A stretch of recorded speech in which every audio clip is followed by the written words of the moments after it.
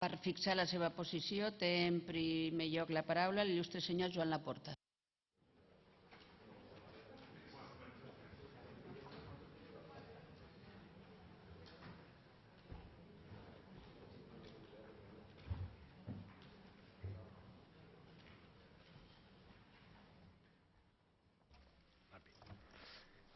Moltes gràcies, senyora presidenta.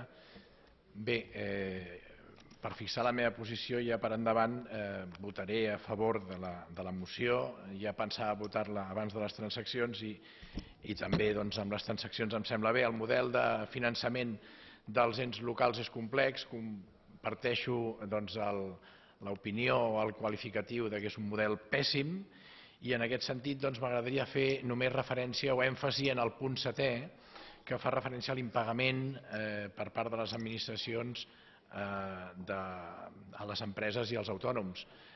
Això és de cabdal importància per a les empreses i els autònoms, cobrar el que els deuen les administracions. Fonamentalment perquè la majoria d'aquestes empreses i d'aquests autònoms són petites i mitjanes empreses que depenen, la seva subsistència depèn del cobrament d'aquests pagaments.